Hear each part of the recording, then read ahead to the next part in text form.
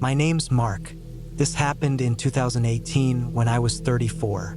I lived in Tennessee at the time, just outside of Crossville, in a rental house that backed into a long stretch of woods. I worked a warehouse job during the week, nothing special, just stacking and loading pallets for a logistics company.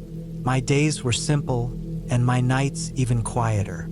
Camping was one of the few things I looked forward to on my days off.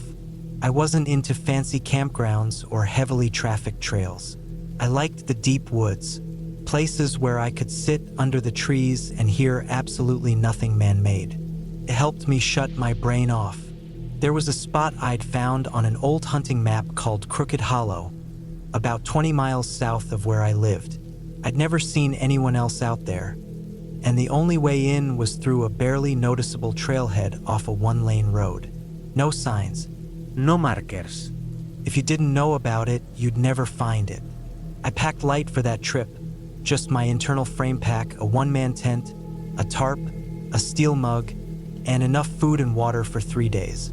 My plan was to hike in on a Friday morning, spend 2 nights out, and be back home Sunday afternoon. It was early October, and the air had that crisp edge in the mornings that reminded you summer was gone. The leaves hadn't fully changed, but there were orange and yellow patches here and there in the treetops. The trail into Crooked Hollow wasn't really a trail anymore. Years of erosion had turned it into a rough cut through the undergrowth, barely a footpath in places. By the time I got to the clearing I always used to set up camp, it was close to noon. The clearing was small, maybe 30 feet across, but it was flat and dry. A thin stream ran about 30 yards east of it, and there were enough trees nearby to break the wind, but not so many that it felt claustrophobic. I set up my tent, rolled out my sleeping pad, and fixed a quick lunch. I didn't have any plans after that. I just wanted to be still for a while.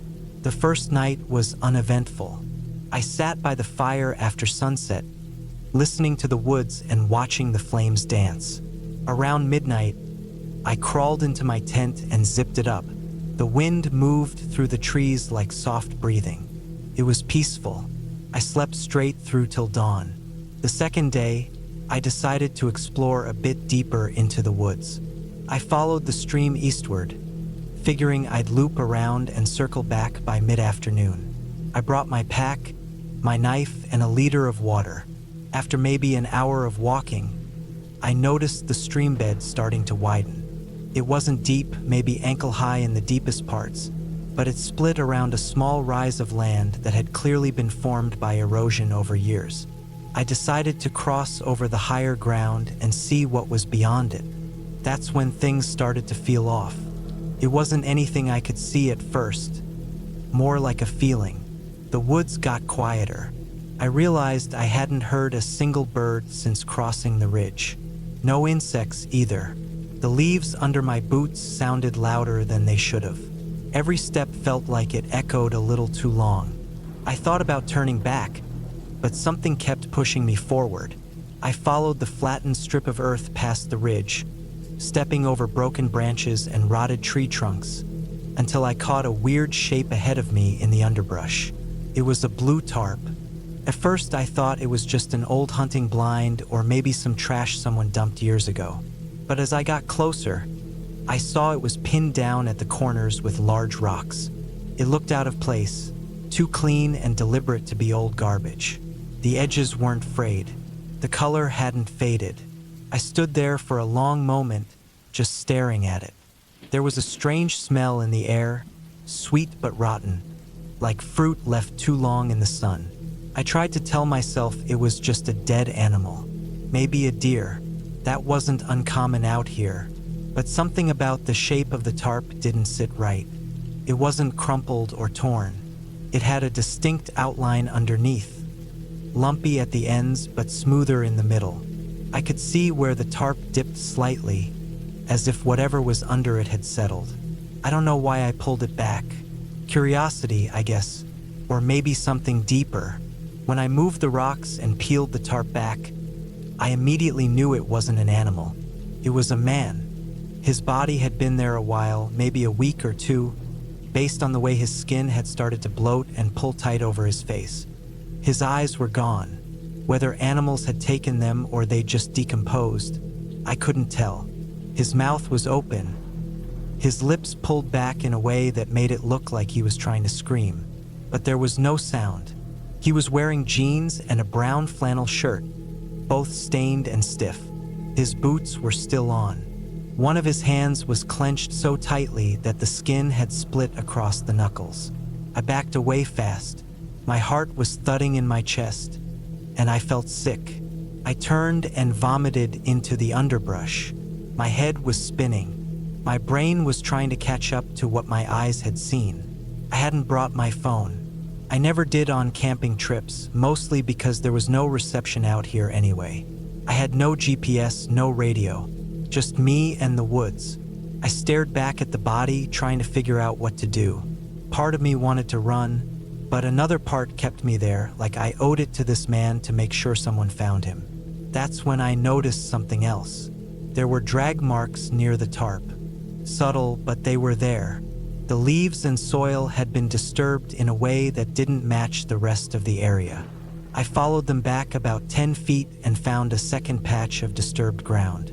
It was another tarp, smaller.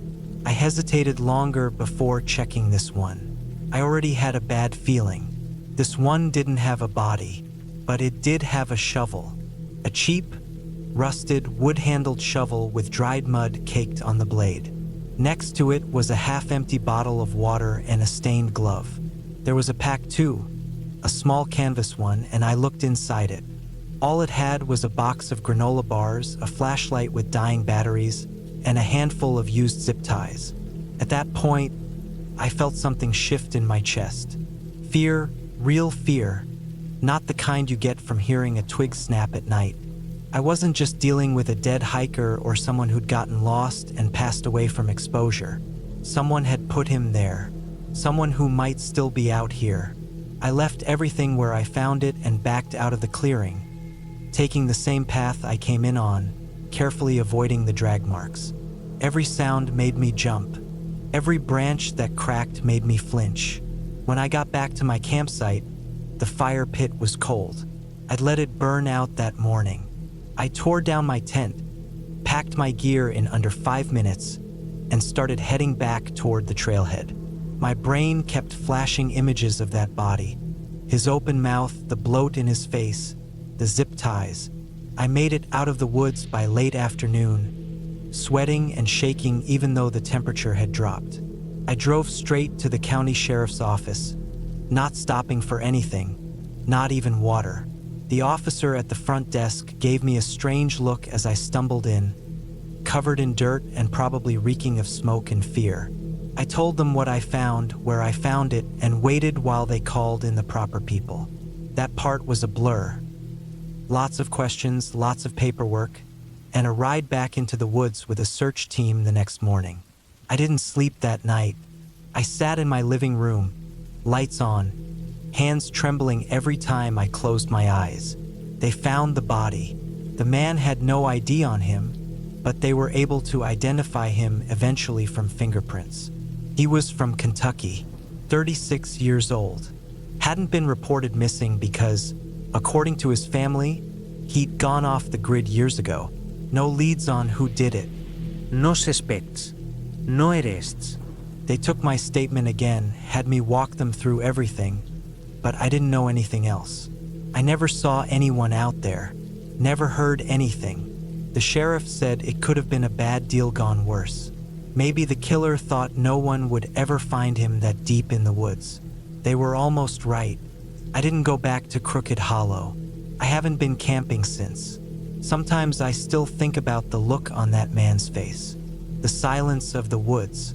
The blue tarp with the rocks at each corner. There's no moral here.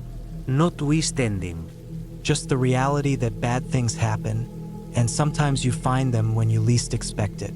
You think you're out there to escape the noise of the world, but the world doesn't stop just because the trees are thick and the signal's gone.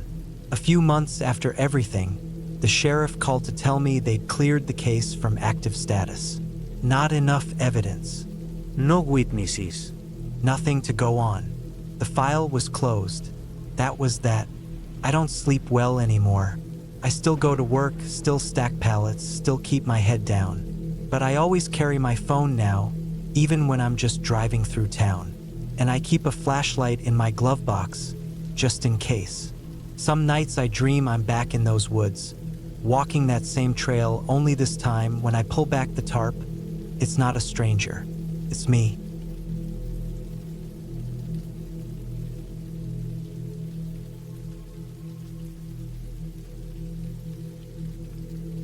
I was 29 when I decided to camp near the graveyard outside of Green Hollow, Missouri. The town was small, not much more than a few gas stations, some houses, and a diner that hadn't updated its menu since the early 80s. I wasn't from there, but I had driven through once years earlier and something about the place stayed in my head. Maybe it was how quiet it was, or how it looked like it had been left behind. There was a stillness I remembered, and back then I liked that sort of thing. It was late October of 2019 when I went. The air was already getting cold, but I had the gear for it. I had been planning a solo trip for months and wanted something different. Something that would make me feel alone in a real way. I had already camped in forests and on mountain ridges, but the idea of pitching a tent near a graveyard gave me a weird sense of excitement. Not for any spooky reason. I didn't believe in ghosts or any of that. It just felt like a place where nobody would bother me, where the stillness would be deeper, more complete. The graveyard I picked was just outside of town. Maybe a 10-minute drive down a 2-lane road that looked like it hadn't seen maintenance in years. There wasn't a gate or a fence, just a weathered wooden sign that read, Hollow Rest Cemetery. Most of the headstones were old, leaning a little to the side, some broken or worn down by time and weather. You could tell it hadn't been used in decades. The grass was patchy and dry, and thorn bushes had started to grow up along the edges. I parked my truck under some trees off the side of the road where it wouldn't be easily seen. I had my pack, a tent, a sleeping bag rated for cold nights, a small camp stove, water, some canned food, and a headlamp. I also brought a fixed blade knife I kept on me whenever I was out alone, mostly for practical use, but it gave me some peace of mind too.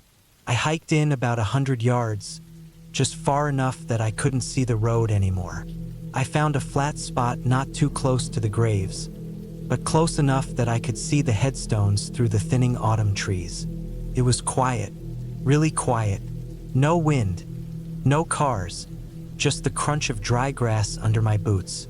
I set up my tent with the opening facing away from the graves, laid out my sleeping bag, and got a small fire going with a little pile of wood I brought in a bundle. That first evening was calm. I sat on a rock near the fire, eating a can of chili with a plastic spoon, sipping warm water from my bottle. I watched the light fade slowly through the trees. The sun set behind the graveyard, casting long, stretched shadows across the old stones. It wasn't scary. It was peaceful in a weird way. Nobody around, nothing but the dead, and they weren't going anywhere. I turned in early, right after full dark. The night was colder than I expected. I crawled into my bag and zipped up tight, headlamp hanging from the top of the tent, giving off a soft white light. I read a few pages of a book, something I'd read before just to pass the time. Then I shut the lamp off and listened to the dark. It was the kind of silence you only get in forgotten places. No hum of electricity, no highway in the distance, just the sound of your own breath and the little movements of nature. Leaves settling, maybe a squirrel or two bedding down. I drifted off somewhere around 10, I think. The first thing that woke me was a sound I couldn't place. It wasn't loud, just a soft crunch, like someone stepping lightly on dry grass. I lay still, holding my breath, listening hard. Nothing came next, just silence again. I convinced myself it was an animal, maybe a deer or even a coyote sniffing around. I didn't get up. I stayed in the bag, my hand resting on the knife inside the tent next to me, and I waited until I fell back asleep. The second time, it was different. This time it was a high-pitched noise, fast and sudden, like the sound of metal scraping against metal. I sat up. My headlamp was within reach, and I flicked it on. The tent lit up white, the fabric glowing. Everything inside looked normal. My gear was in place. My boots, my bag, my coat. I unzipped the door slowly, trying not to make too much noise, and peeked outside. The fire was out. The air was colder now, and there was frost on the grass. I scanned the trees, the gravestones, the shadows between them. Nothing moved. I stepped out, knife in one hand, headlamp sweeping back and forth. Still nothing. I did a slow circle around the tent, then walked a little toward the graveyard edge. That's when I saw it. It was just a piece of wire, about 2 feet long, thin, rusty, hanging from a low branch maybe 20 feet from my tent. It wasn't there earlier. I would have noticed. It caught the beam from my headlamp and reflected just enough to shine. I walked over and reached up to touch it. It was twisted around the branch like someone had tied it there, but it was loose enough that it could swing. I didn't like it. I pulled it down and stuffed it into my coat pocket, then went back to the tent. I didn't sleep much the rest of the night. I kept listening, expecting to hear footsteps again, or something else, but nothing came. The next morning I stepped out and looked around again. The frost was thick now, and the whole graveyard looked pale and washed out. The wire was still in my pocket. I took it out, looked at it in the daylight. It didn't mean anything. It was just a piece of wire.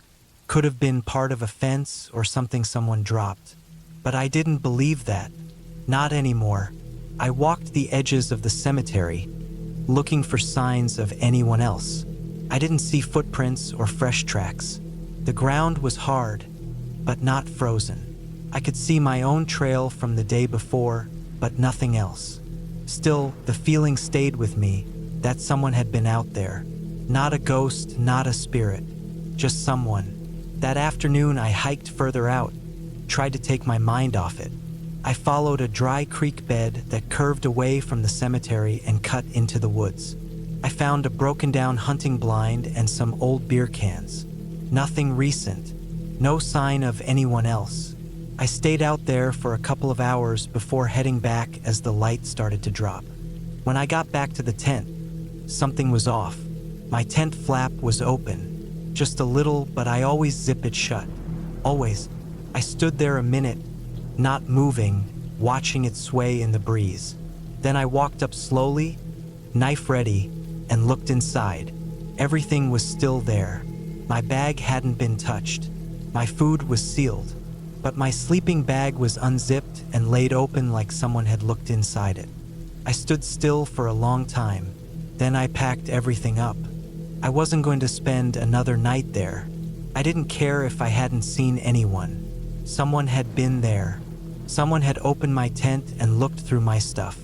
I loaded my gear back into the truck before the sun went down, but I didn't leave right away. I wanted to understand why someone would come all the way out here. I walked back to the cemetery and stood among the graves.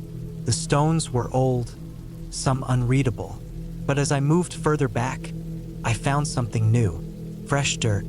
It wasn't a full grave, just a small patch, maybe 2 feet wide, near the base of a tree. It looked like it had been dug and then filled back in recently. The soil was darker, loose. I knelt down and brushed some away with my hand. About a foot down, my fingers hit something. Plastic. A bag. I dug around the edges and pulled it free. It was a zippered pouch, covered in dirt. I opened it slowly, and inside were photos. Dozens of them, all printed from an old film camera. Some were black and white, some in faded color. They were pictures of campers, all in different places, woods, riversides, hills. Some alone, some in groups. Most were looking at the camera. Some were sleeping. The same tent styles, same gear brands. One photo showed a man who looked like me, sitting by a fire with a can in his hand. It wasn't me, but it could have been. There was nothing else in the bag. No names, no dates. I reburied it. I didn't take it with me. I didn't want that with me. I got in the truck and drove. I didn't stop in town. I didn't tell anyone. I just kept driving until I hit the interstate and didn't stop for hours. I haven't camped alone since. I still go out sometimes, but never by myself. And never near graveyards.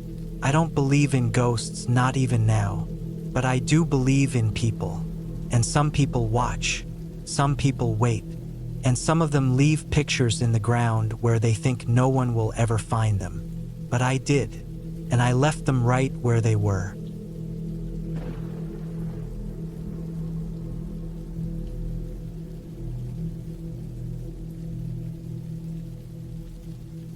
I was 33 when I decided to take some time off and head out camping by myself. It was early October 2019. I had just left a stressful job in logistics at a warehouse in Boise, Idaho. I worked there for nearly 10 years. I was burned out and mentally worn thin. I needed some time to myself, no deadlines, no schedules, no people. Just trees, mountains, maybe a lake, and hopefully some peace. I'd camped alone before, but only at designated campgrounds. This time, I wanted something more remote. I looked over some maps and decided to head toward a forested area outside McCall, about 2.5 hours north. There was a spot I had pinned a while ago, a dirt road cut off Route 55 that led toward a wooded ridge that overlooked a small valley. I had seen it from the passenger seat once when I was on a weekend drive. It looked quiet, isolated, just the kind of place I was looking for. I packed up the essentials in my old Chevy Suburban. Tent, tarp, sleeping bag, propane stove, a cooler filled with some meat, fruit, water, and a six-pack. I had a decent flashlight, batteries, a compass, a backup phone charger, bear spray, a small hatchet, and a couple of paperbacks. I figured I'd stay 2 nights max. The drive was uneventful. Cold wind pushed down from the mountains, and low clouds hovered over the hills as I got deeper into the forest roads. I lost cell service somewhere past Cascade. I took that as a sign that I was heading in the right direction. By the time I turned onto the dirt road I had marked, the sky was already a dull gray, and the trees were starting to rustle harder in the wind. The dirt road twisted for miles, climbing gently through dense pine forests, with no signs or markers. I passed a few areas where old fire pits sat surrounded by rocks and logs, but they were too close to the road. I wanted more privacy. I drove for another half hour until the road narrowed enough that branches scraped the sides of my truck. I figured I was far enough from anyone at that point. I pulled off into a small clearing about the size of a gas station parking lot. There were pine needles everywhere, and no obvious trash or signs of recent campers. The clearing had a little ridge on one side, and past that, trees dropped off into a slope. It was quiet, nothing but the distant whisper of wind up in the canopy. I set up my tent near the edge of the ridge, flat ground, soft dirt. I laid down a tarp, pitched the tent, and rolled out my sleeping bag. Took maybe 30 minutes to get everything ready. I didn't build a fire, just used my propane stove to heat some can chili and sipped a beer while sitting on a fold-out chair. Around 6 p.m., it started raining. At first, it was light, just a patter on the pine needles and the fabric of the tent. I didn't think much of it. I crawled into the tent after dark with my flashlight and a book. The rain got heavier, tapping harder and harder on the nylon like a constant stream of gravel. Wind pushed through the trees, bending the higher branches and making strange creaking sounds in the distance. I zipped my sleeping bag all the way up and lay still, just listening to the rain and wind.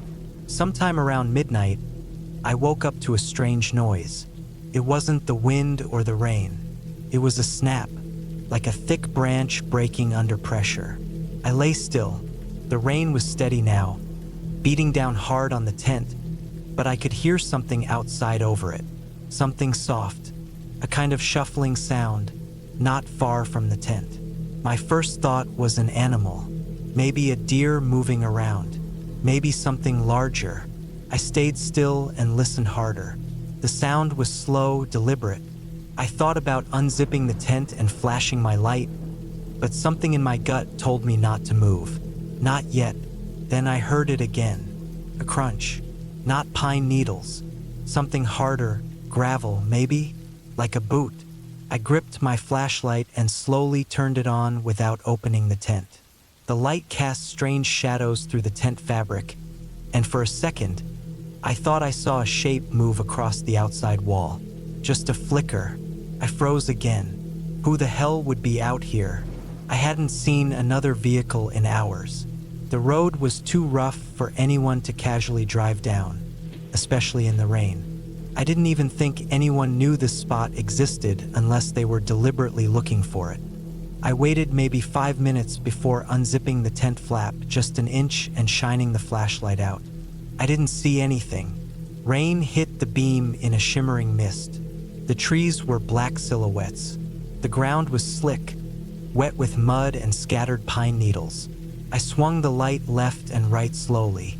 Then I noticed something. In the mud, about 6 or 7 feet from the tent, there were prints. Not animal. They looked like boot treads, deep, wide, fresh. I knew for a fact they weren't there when I set up camp. The ground had been covered in dry needles and forest debris. These were sunk into the earth like someone heavy had been walking through during the rain. I stayed up the rest of the night. I never heard the sound again, and nothing else moved outside that I could see. I kept the flashlight pointed toward the edge of the tent door, waiting, listening. My heart didn't stop pounding until the sky started to get lighter around 6:30 a.m. When the sun rose, the rain had slowed to a drizzle. I stepped outside and looked around. The boot prints were real. I followed them slowly, no weapon in hand, just the flashlight and the bear spray. The prints circled the back side of my tent, then disappeared toward the trees behind the ridge. They didn't follow a clear trail, just broke into the trees and then vanished into the wet brush and mud. No tire tracks, no sign of a vehicle, just someone on foot moving around my camp in the middle of the night. I should have packed up and left right then, but I told myself it was probably a hunter. Maybe someone had gotten lost or curious. Maybe they were just passing through. But deep down, I didn't believe that. I just didn't want to admit I'd made a mistake camping that far from anything. I stayed one more night. That day, I didn't do much. Just boiled water for coffee, walked around a little, and read inside the tent. My nerves were still wrecked from the night before. I kept looking into the trees, waiting to see movement. By the afternoon, the rain had picked back up, even harder than the day before. The wind howled now, and the tent shifted with every gust. Tree limbs knocked together in the distance like someone clapping wooden boards. I didn't sleep that night either. I stayed in the tent again, flashlight ready, bear spray beside me. The wind was so loud I couldn't have heard footsteps even if someone had been out there again. Every sound started to sound like movement. Snaps, creaks, water dripping in strange patterns. I kept imagining someone standing out there in the trees, just watching, just waiting. Then, maybe around 2 or 3 a.m., something hit the tent. It wasn't wind. It was small, like a pebble or acorn, but it hit with force. I sat up fast and turned on the flashlight again. Nothing. The beam lit up the fabric but showed nothing outside. I waited, then another thud. Same kind of hit, small, fast. I unzipped the tent flap again and shone the light out, sweeping it across the trees. Still nothing, but I saw a mark this time, on the side of the tent, just above where I was laying. A dark smudge, mud maybe or something else where something had hit it. I didn't go back to sleep. When morning came, the rain had finally stopped. The air was still cold, and fog hung low through the trees like smoke. I went outside and walked a slow circle around the tent. That's when I saw it. In the mud, behind the ridge near a cluster of bushes, there was something lying half buried. A dark blue cloth, maybe a bandana or part of a shirt. I walked over and nudged it with a stick. It was a folded-up shirt sleeve, torn off and crusted with mud. Underneath it, I found a Zippo lighter, scratched up but still intact. There were initials scratched into the side, JP. I don't know who that was. I still don't, but I didn't pick it up. I packed everything as fast as I could and got in the truck. It was maybe 8:30 a.m. when I left that clearing behind. The dirt road was even worse now, soaked and slippery, and it took nearly 2 hours to get back to the main road. I didn't stop, not once. When I got back to cell service, I looked up recent incidents in the area. I didn't find anything. No missing persons. No warnings. Nothing. Just an endless wall of silence. I never reported what happened. I didn't think anyone would believe me anyway. I haven't been camping since. Not alone. Not in the rain. Not anywhere off the grid. Every time I think about that night, the sound of footsteps, the boot prints, the torn shirt, I wonder how close I came to something much worse. And I know one thing for sure now. Next time I feel that gut instinct, that sense that something's wrong, I'll listen. Because whoever was out there, they weren't lost. They were watching.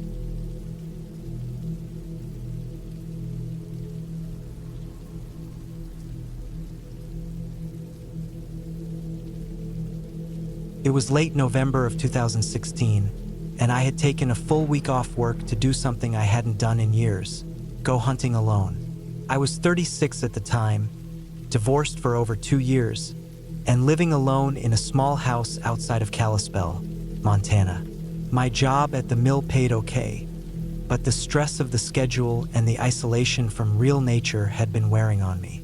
I was never a very social person, and after the divorce, I got worse with people.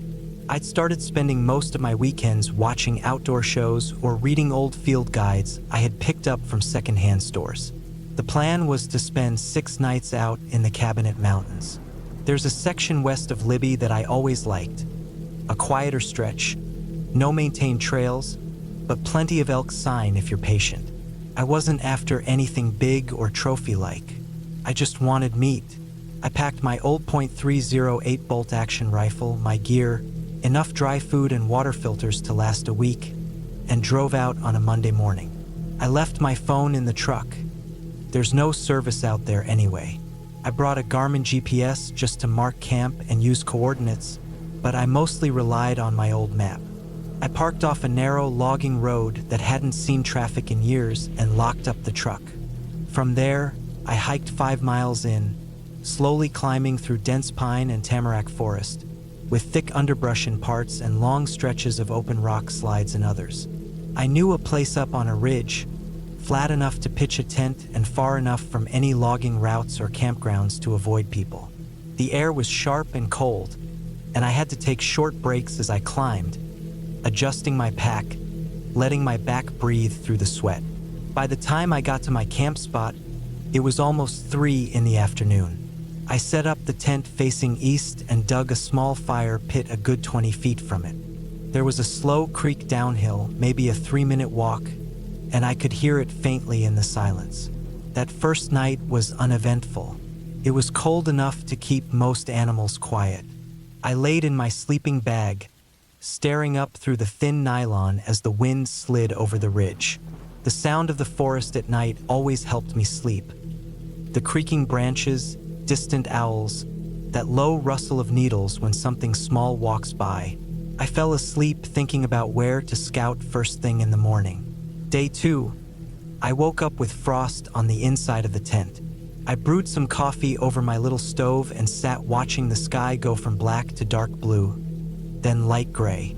There wasn't much color that high up. I loaded my rifle and walked west over the rise, following a faint game trail I remembered from years ago. The forest there thinned out, giving way to thick moss and steep banks. It was quiet, no tracks, no scat, no real sign of movement.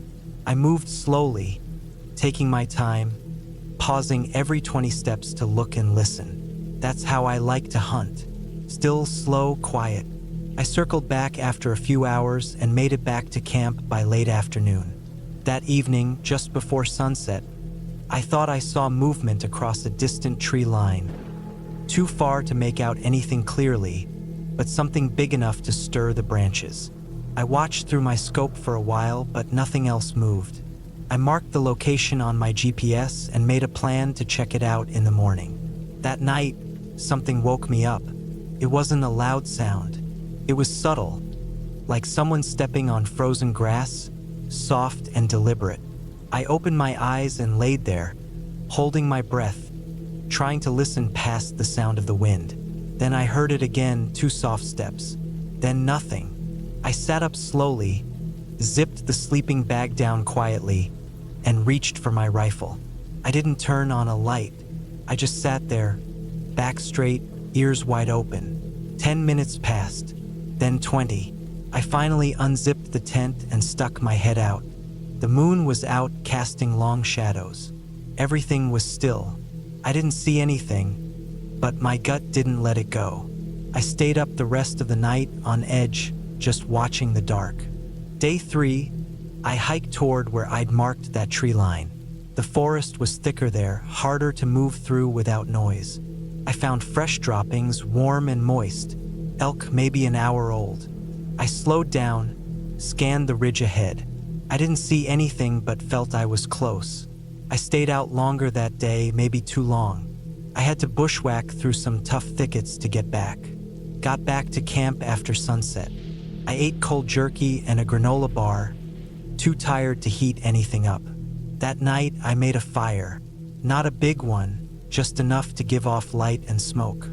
I don't usually do that. Fires bring attention, especially from other hunters or animals. But something about the woods that night made me uneasy. I had the rifle across my lap and my back against a boulder. The fire crackled low, and the trees around camp looked different in the shifting light. Taller, somehow leaning. I didn't hear anything at first, but around midnight, I picked up a low, short sound. Not a footstep, not wind.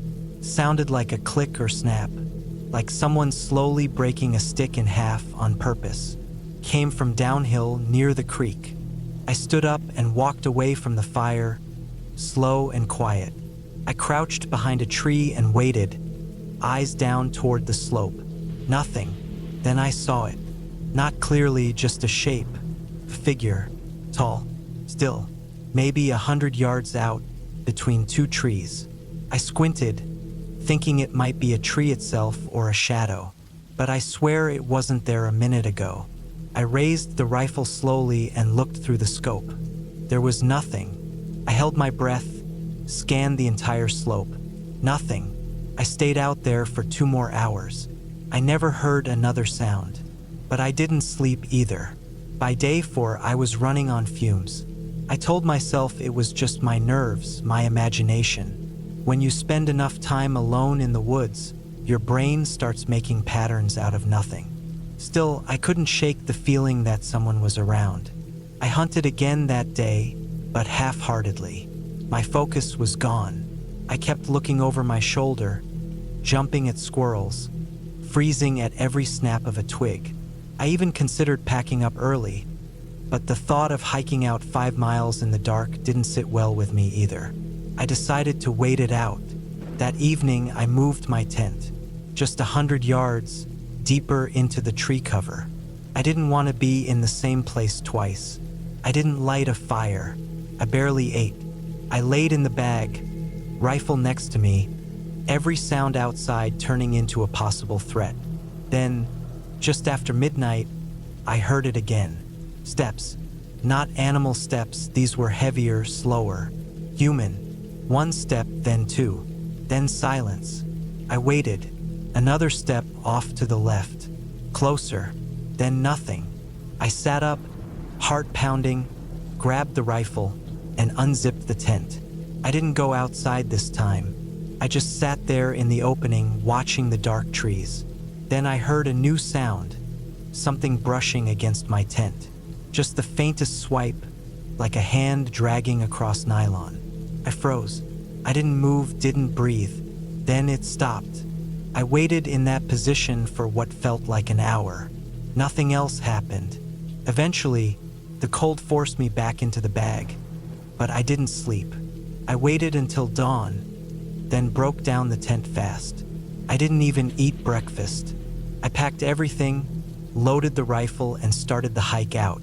The air was colder than the day before, and the sky looked heavier, like snow might come in. I kept checking behind me, stopping every few minutes to listen. No birds. No wind, just silence. When I reached the spot near the creek, I noticed something. Footprints. Not mine. Different tread. Wider foot. Heavier. They came from downhill and stopped near where I had camped the first night. Then they vanished. I didn't follow them. I kept moving, pace quick but careful, eyes scanning every ridge, every tree trunk. It was around midday when I reached the truck.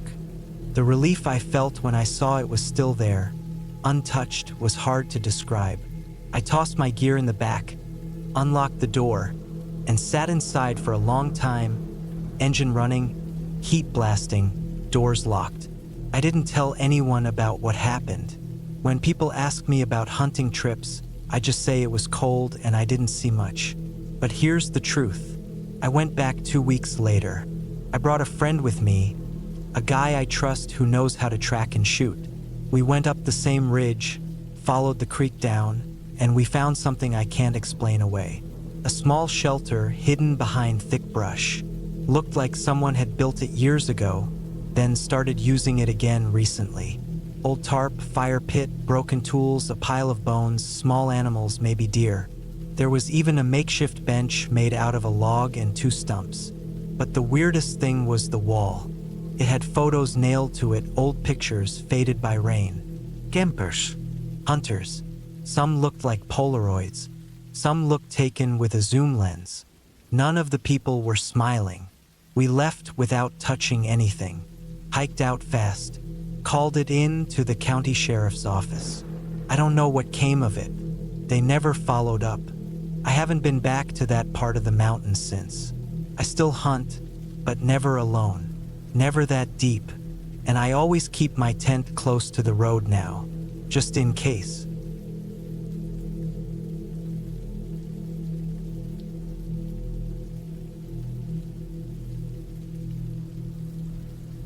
I was 34 the summer I decided to take a solo camping trip deep into the woods of southern Missouri.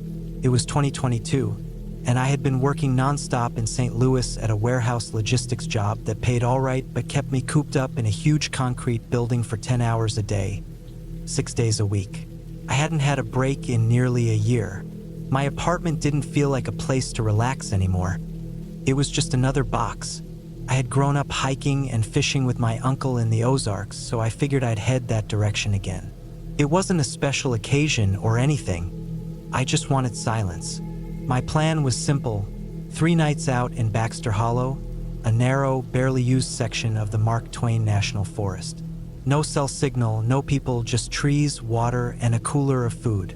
I wanted to be out of range of everything. I packed light. 1-person tent, a small sleeping bag, a folding camp chair, a jet boil stove, a little bear spray just in case, a .38 revolver I kept locked in a case in my truck, and a bunch of canned food, instant oatmeal, jerky, and trail mix. My cooler had a few cold drinks, some sandwich stuff, and apples. I tossed it all in the back of my old F-150 and left the city at 5:30 in the morning on a Thursday. The drive was easy, about 4 hours of winding highways, then gravel county roads. After a while, the road turned into a dirt path that got narrower until it wasn't really a road anymore. It was barely 2 tire tracks through the brush. I had studied the maps, and there was an old service trail leading into the hollow that had been used by rangers years ago but wasn't maintained anymore. I planned to park there and hike another half-mile into a clearing I'd found marked on a topo map. When I reached the trailhead, there was no sign, just a bit of chain link fencing twisted open where a path used to be. I pulled off to the side and killed the engine. The air was still. I didn't hear birds or insects, just a low breeze rustling through the tall oaks. I locked my truck, slid the revolver into my pack, unloaded, and started walking. The trail was rough. Tall weeds and saplings grew across it, and I had to use a stick to beat back some thorny branches. The ground was soft, covered in layers of pine needles and old leaves. After about 40 minutes, I reached the clearing. It was a flat, round patch surrounded by trees, maybe 40 feet across. No signs of other people. No trash. No footprints. Perfect. I set up my tent near a big rock that could double as a table. The air smelled like moss and bark. I felt calm for the first time in months. I unrolled my sleeping pad and laid my gear out. The sun was still high, so I boiled some water, made oatmeal, and sat on the rock to eat. I didn't hear any traffic. No planes. Just trees swaying and the occasional bird call. I explored the area before sunset. The hollow dropped into a narrow stream about 300 yards from camp. The water was cold and clear, and I filled my canteen with it after running it through my filter. I followed the creek a ways and found a few deer tracks, some raccoon prints, and what looked like coyote scat. No people tracks. No rapes. No signs of campers. It was exactly what I wanted. That night was quiet. I read a little by headlamp and fell asleep to the sound of wind moving through the trees. The second day started normal. I woke up early and stretched outside my tent. There was a thin layer of dew on everything, and it made the forest feel colder than it actually was. I made coffee, walked to the stream again, and took a slow loop around a hill nearby. The ground was a mix of soft dirt and flat rocks, and I took my time. I wasn't in any rush, but around mid-afternoon, I noticed something that didn't feel right. I was walking back from the stream when I saw boot prints on the trail near camp.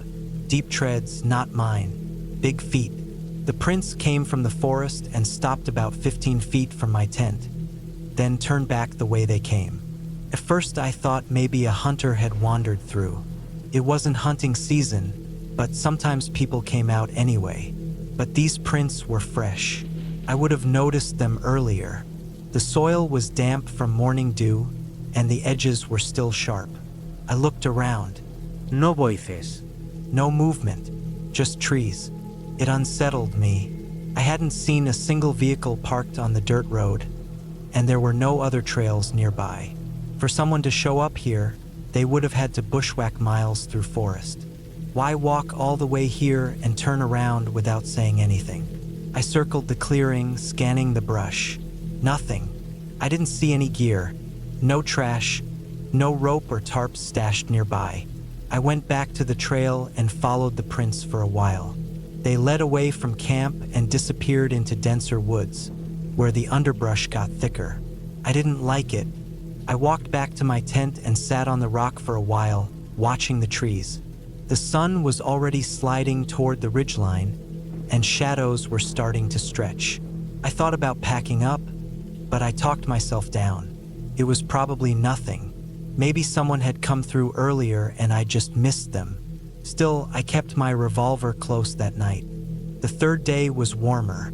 I decided to stay near camp and fish a little down at the stream. I didn't catch anything, but it was peaceful. I kept checking behind me, glancing up the hill every few minutes. I didn't want to get surprised. Nothing happened. No prints. No noise. But that afternoon, just as I was rinsing out my pot after lunch, I heard a stick break somewhere up the hill behind camp. A dry, sharp snap.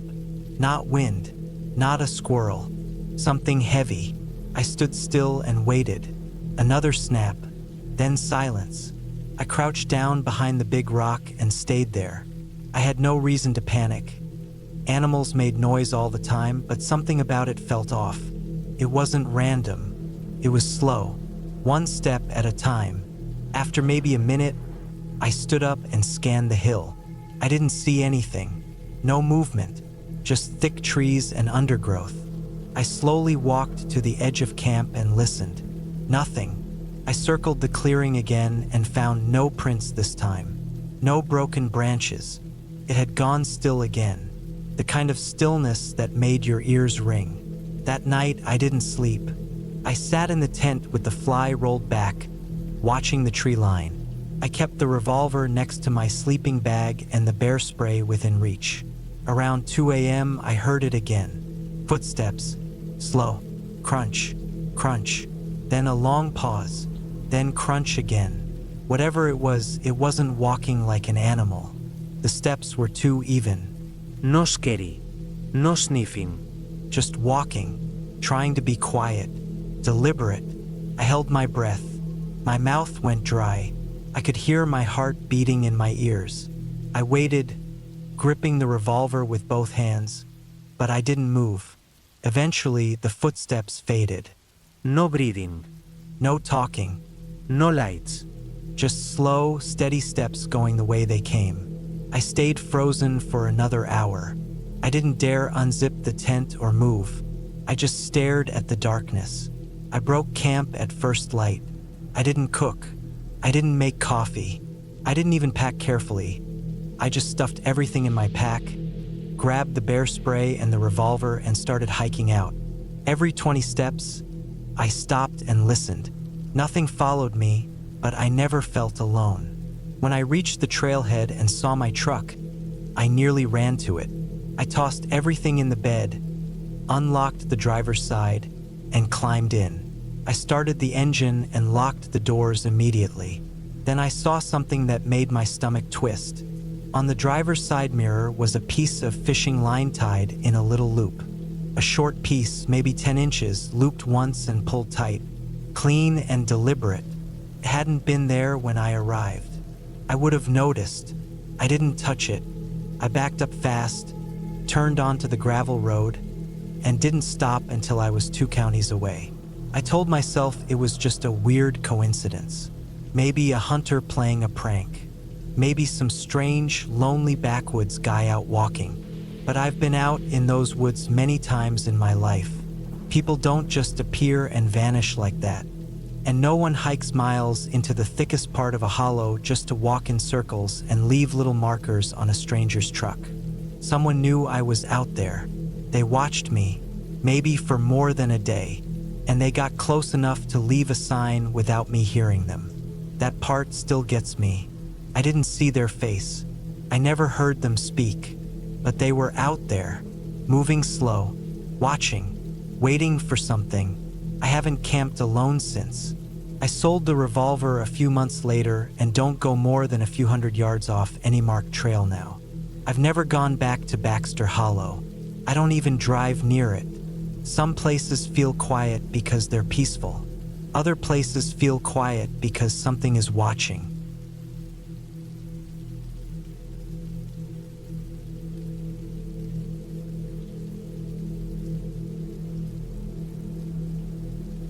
I was 32 the summer I decided to go camping alone in the northern part of Idaho, near the border with Montana.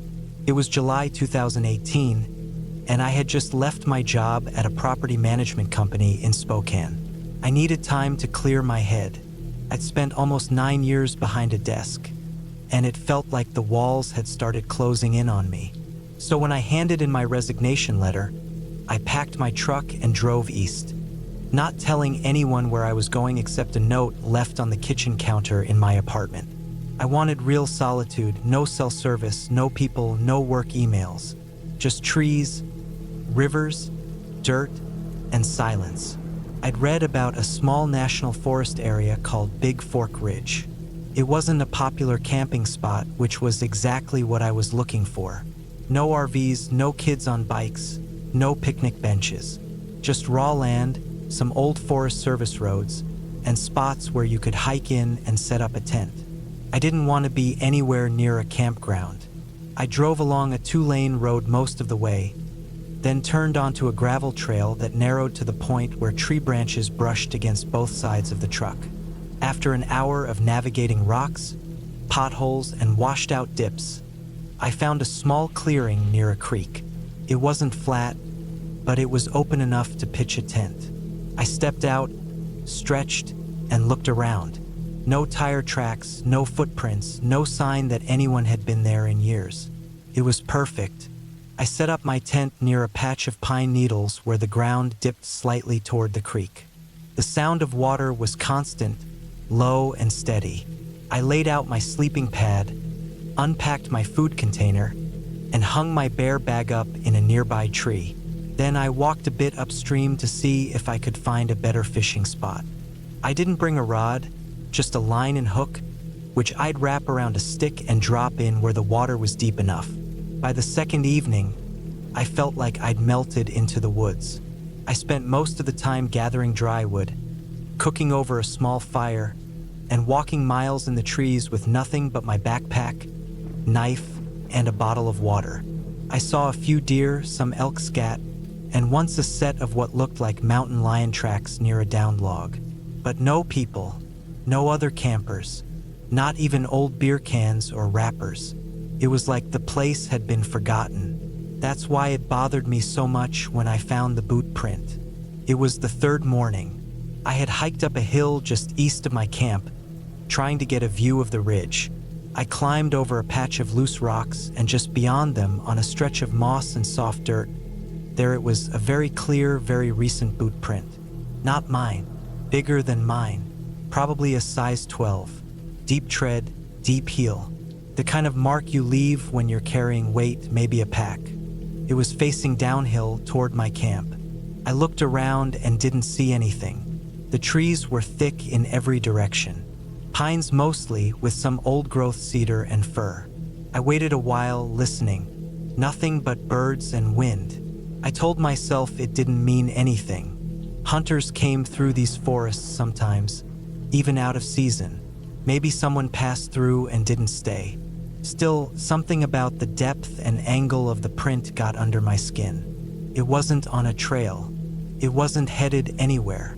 It was like someone had just stood there watching downhill. That day, I stayed closer to camp. I kept my fire small and didn't hang my laundry like I had the night before. I started looking over my shoulder more than usual. I tried to ignore it, but I couldn't shake the sense that I was being watched. That night, I couldn't sleep. I heard something move near the creek around midnight.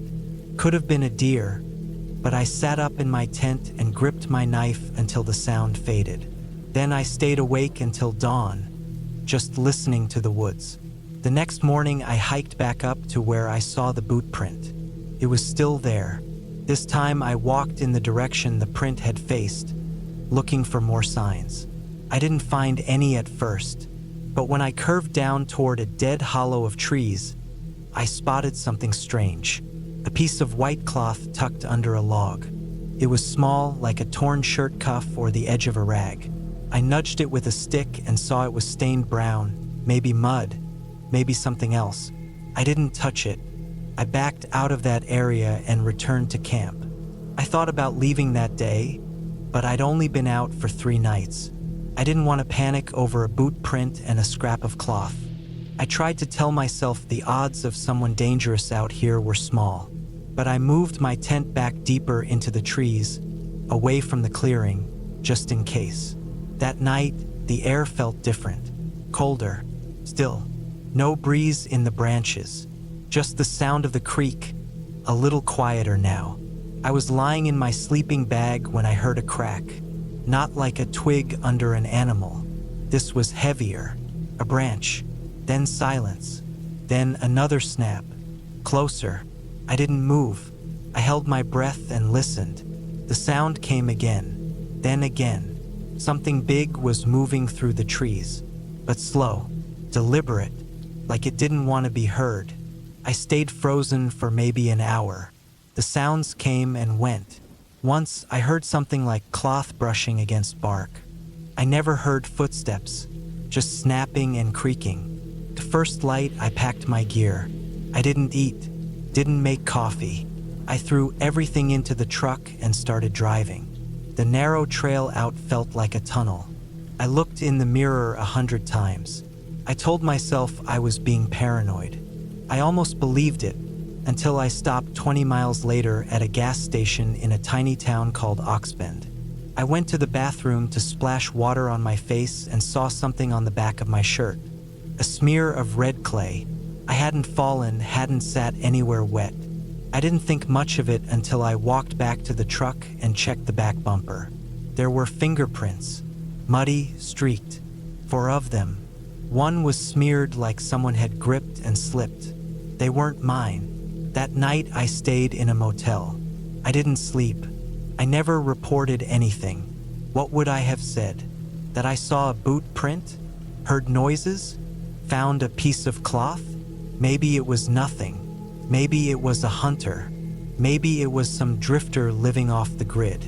But every now and then I think about how careful I had been. I think about the fact that I didn't leave tracks leading up to my hidden tent. I hadn't used a light. I hadn't made noise. And still, someone had gotten close enough to touch my truck while I slept out there in the woods. Whoever it was, they knew I was there. They just never wanted me to see them. And I never went camping alone again.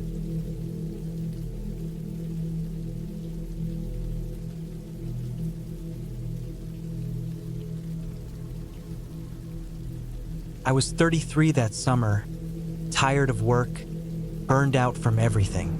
I had taken 3 weeks off from my job in London, rented a car in Bordeaux, and headed toward the countryside of southwest France. I didn't have much of a plan beyond getting away. I had packed a 2-person tent, a heavy-duty sleeping bag, some food supplies, a hiking stove, and a couple of books I never ended up reading. The only real idea I had was to explore the Dordogne region, old villages, limestone cliffs, rivers. I liked the quiet, the open space, and being left alone. I avoided campgrounds with amenities or RVs. I wasn't looking to socialize. I wanted isolation, something that felt untouched.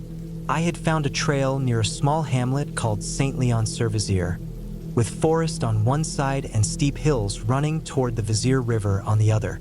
It wasn't an official campsite, but wild camping is usually tolerated if you're respectful. I parked my rental car on a patch of dirt under some trees and hiked in with my gear. After about an hour of walking, I found a flat piece of land near a bend in the river. The ground was soft with old pine needles and moss, and trees formed a partial canopy above me. I couldn't hear any cars, just the wind and birds. I pitched my tent and felt better than I had in months. The first night passed without anything unusual. It had rained lightly, and I fell asleep to the sound of droplets tapping on the nylon tent. The next day, I walked along the river for a few hours. I found some old stone ruins, maybe part of an old mill, and ate lunch sitting on a large rock. I didn't see a single person the entire day. When I returned to my tent that evening, everything was as I left it. On the third day, I started noticing signs of someone else nearby. I woke up just after dawn and stepped out to pee. There were tracks in the dirt, not fresh enough to be wet, but not old either. Bootprints. Bigger than mine. I wear size 10.5, and these were definitely larger. At first I thought maybe I had made them the night before, but they weren't the same tread. Mine were a crisscross pattern. These had wide horizontal bars. I followed them for a few meters, but they disappeared toward the trees. I tried not to overthink it. Maybe a local hunter had passed through. Maybe someone else had decided to camp nearby. Still, it made me feel a little less alone than I wanted to be. I kept the rest of the day simple. Read a bit, boiled some pasta, and stayed close to camp. That night, I didn't sleep well. Around 2 in the morning, I heard movement outside the tent. Something or someone cracking a twig not far off. It didn't sound like a wild animal. The steps were too deliberate. I stayed perfectly still, listening. The sound stopped. I waited, not daring to move. After what felt like a full hour, I drifted into a light, uneasy sleep. When I stepped out at sunrise, I found nothing obvious. No trash, no gear, no signs of another camper. But those same boot prints were back, this time closer to my tent. One was just 2 feet away from the flap. That day, I didn't hike. I stayed near the site, watching and listening. I kept expecting someone to appear, but nothing happened. I told myself I was overreacting. By the 5th day, I was tired of the nerves. I decided to move camp. I packed everything, hiked farther upriver, and found another clearing. This one was less open, a bit more hidden, surrounded by brush and shaded by tall beeches. I felt better knowing I had relocated. That night, things got worse. I had just zipped myself inside the tent when I heard something unnatural in the silence. Metal clinking, not loudly but steady, like a chain brushing against something. Then it stopped. A few minutes later, I heard what sounded like a deep exhale right outside the tent. It wasn't the wind. It was too close, too deliberate. I froze. Every part of my body tensed up. I didn't move a muscle. I didn't even breathe normally. My sleeping bag suddenly felt like a trap, like I was tied down. I waited, ears straining for anything. After several long minutes, I heard slow footsteps moving away, crunching leaves, one after another, then silence. When daylight came, I stepped out. Everything looked the same. Nothing had been touched. But this time, the boot prints weren't alone. There was a drag mark, a long scrape through the soil, as if something had been pulled. I followed it for a short distance before it veered into thick brush I couldn't easily get through. I told myself I'd had enough. I started packing immediately. I didn't care if it was 8 in the morning. I shoved everything into my pack, took down the tent, and hiked back to where I had parked the car days before. But the car was gone. At first, I thought I had taken the wrong trail back, but I knew I hadn't. The cluster of oaks where I had parked was right there. I even found the crushed beer can I had accidentally stepped on my first day. But the rental car, an old silver Renault Clio, wasn't there. There were no skid marks, no glass, no signs of a crash or break-in, just empty ground where I'd left it. My phone had no service. I wasn't surprised it hadn't worked for 2 days. I debated whether I should wait and hope someone passed by, but I didn't feel safe waiting there. I had a paper map, so I plotted the shortest route to the nearest village, roughly 6 kilometers. I started walking. It took me about 2 hours to reach the village, a tiny cluster of stone houses with closed shutters and one bakery that was just closing up. I waved down a man in a green Citroën van and used my limited French to explain I needed the gendarmerie, the local police. He seemed to understand and pointed me to Montignac, another 15 kilometers away. I walked that too. The police station in Montignac was small, tucked between 2 cafes. I spoke to an officer who spoke some English. I gave him my rental info, showed him my ID, and explained what had happened. He nodded politely, wrote things down, and told me they'd look into it. I asked if there had been similar incidents. He said no. I told him about the footsteps, the metal sound, the breathing outside the tent, the missing car. He nodded again but didn't look concerned. I checked into a small hostel that night, unsure of what to do. I used the landline to call the rental company. They said they'd send a replacement to Montignac and wanted to file a police report for the missing vehicle. I told them I had already done that. The next morning, I went to a local internet cafe and checked my email. Nothing. I looked up recent news from the area. Nothing about missing vehicles or strange people in the woods. I was starting to feel like maybe no one believed me. The new car arrived by noon, a small Peugeot this time. I told myself I'd drive back toward Bordeaux and end the trip early. But for some reason, I didn't. I felt like something wasn't finished. So instead, I drove back toward Saint-Léon-sur-Vézère. Not all the way to my old campsite, but near the area. I parked along a forest access road and walked part of the trail again. This time, I had a cheap pocket knife in my jacket and a flashlight. I stayed in the woods for maybe 30 minutes before I heard something that stopped me cold. A humming sound. Low, off-key, human. It was coming from farther up the trail. I turned off the flashlight and crouched low behind a tree. The humming got louder, then slower, like someone was tired or dragging their voice. And then I saw him. A man, tall and thin, in dirty jeans and a green military jacket. He walked slowly, dragging a length of chain behind him. He wasn't carrying anything else, no pack, no water, no gear. His head was tilted down, like he was looking at the ground as he walked. His hair was dark and long, falling past his ears. His face was thin, pale. He walked past me, maybe 10 meters away, never looking up. I didn't move. I waited until he had disappeared into the brush on the other side. Then I backed away slowly, retraced my steps, and walked back to the car. I drove to a nearby gas station and sat in the parking lot for an hour trying to calm down. I didn't go back to the woods again. I drove straight to Bordeaux and turned in the replacement car. I caught an early flight back to London 2 days later. I didn't tell many people about what happened, just my brother and one close friend. They both told me it was probably a homeless man or someone mentally ill living off the grid. Maybe, but that didn't explain the missing car, or how he found my new camp, or how he was always just close enough to hear, but never seen. A few months later, I got a call from the rental company. They had found the original Renault. It had been dumped near a quarry over 40 kilometers from where I'd parked it. The keys were gone. The glove box had been emptied. No damage, no fingerprints, just abandoned. They let me off the insurance charge. I think about that man sometimes. The way he walked, the way he hummed, the chain dragging behind him. I don't know what he wanted. I don't know if he was watching me the whole time or if I had just stumbled into his space and he didn't like it. But I do know I'll never go back there again. Sometimes when I can't sleep, I think about how close he came to the tent. Just 2 feet away, just standing there listening, maybe waiting.